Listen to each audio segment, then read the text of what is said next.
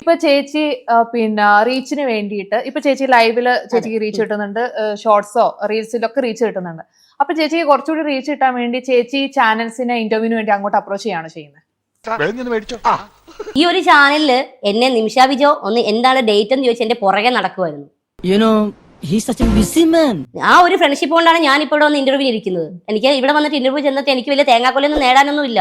എന്റെ പുറകെ നടന്ന് ഇന്റർവ്യൂ ഇതാന്ന് പറഞ്ഞ് എന്റെ പുറകെ നടന്നിട്ട് ചൂടാകണത് ഞാൻ പിടിച്ചോടിക്കാനൊന്നും വന്നല്ലോ. ഇപ്പൊ സോഷ്യൽ മീഡിയയിൽ അത്യാവശ്യം ഒരു 10 റീല് അല്ലെങ്കിൽ ഒരു 2 റീല് റീച്ച് ആയി കഴിയുമ്പോഴത്തേനും ഞങ്ങളുടെ ഇൻബോക്സ് ഇൻസ്റ്റാഗ്രാം നിറച്ച് ഒരു ഇന്റർവ്യൂ തരുമോ എന്ന് ചോദിക്കും.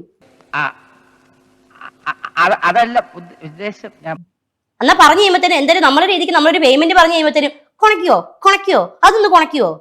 ഓരോരുത്തർ പറയുന്നത് കേട്ടാ തൊലി ഉരിഞ്ഞു പോകും. പിന്നെ അത് പറഞ്ഞു മിക്കവാറും 500 രൂപ തന്നെ അത് പറഞ്ഞു ഒപ്പിക്കും. എന്നിട്ട് ആ ഒരു ഫ്രണ്ട്ഷിപ്പിന്റെ പേരിൽ വന്നിട്ട് ഇവിടെ നമുക്കൊരു ഇന്റർവ്യൂ തരാന്ന് വെച്ചിരിക്കുമ്പോ ഇമ്മാതിരി തോന്നിവാസം ചോദിക്കേണ്ട ആവശ്യമുണ്ടോ?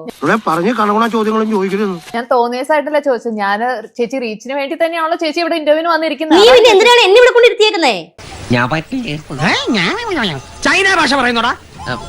നിന്റെ ചാനലിൽ പിന്നെ ചക്കപ്പുഴുക്കൊന്നുമല്ലല്ലോ കിട്ടുന്നത്, റീച്ചല്ലേ നിങ്ങളുടെ ചാനലിൽ ഇന്റർവ്യൂ ചെയ്താൽ കിട്ടുന്നത്. അത് ശരിയാണല്ലേ. ഇത് എവിടെ ചെന്ന് പരിപാടി അവതരിപ്പിച്ചാലും എനിക്കൊരു മനസ്സമാധാനത്തിൽ ഒറ്റ ചാനലിൽ എനിക്ക് ഇറങ്ങി പോകാൻ പറ്റത്തില്ല. എല്ലാവർക്കും റീച്ച് വേണം എന്നല്ല, ലാസ്റ്റ് ചൊറിഞ്ഞ് നമ്മൾ അങ്ങേ അറ്റത്ത് കയറി പിടിക്കും.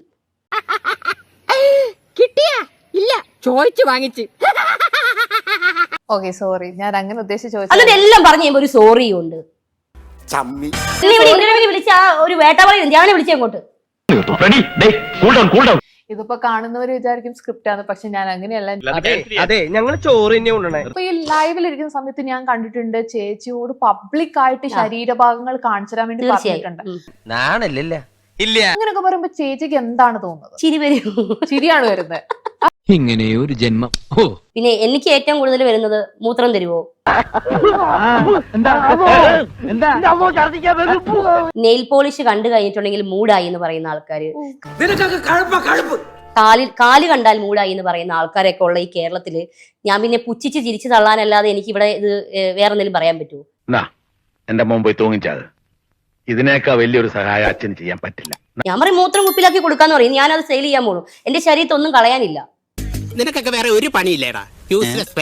ഇങ്ങനെ വന്ന് ചോദിക്കുന്നവർക്കെതിരെ ശക്തമായിട്ട് എന്തുകൊണ്ടാണ് പ്രതികരിക്കാത്തത്? ഞാൻ പ്രതികരിക്കുന്നുണ്ടല്ലോ ലൈവില്. നല്ല തന്തയ്ക്കും തള്ളയ്ക്കും വിളിക്കുന്നുണ്ട്. ഒരു ദിവസം 4000 പേരോളം ലൈവ് കാണുന്നു. 4 ചാനൽ ഒരുമിച്ച് ലൈവ് ഇടുന്ന ഒരാളാണ്. അപ്പൊ 4000 പേര് കാണുമ്പോൾ ഒരു കളി തരുമെന്ന് ചോദിച്ചാൽ ഞാൻ കളി ഞാൻ തരാം. നിന്റെ അഡ്രസ്സ് പറ, നിന്റെ വീട്ടിൽ ഞാൻ വരും. കളിക്കാൻ വേണ്ടി നിന്റെ വീട്ടിൽ ഞാൻ വരും. ഉറപ്പാണ്. ഒരുത്തന്റെ അഡ്രസ്സ് എനിക്ക് ചൊവ്വേന്നേരം ഉള്ള ഒരു അഡ്രസ്സ് ഇട്ടേ ഇവന്റെ വീട്ടിൽ കളിക്കാനായിട്ട് അവന്റെ വീട്ടിൽ ഞാൻ പോകും. 100% ഉറപ്പാണ് ഞാൻ വന്നിരിക്കും. മഹാലക്ഷ്മി ഓട്ടോ പിടിച്ചു വരുമ്പോ വാഹനബന്ധം പ്രഖ്യാപിക്കണടാ.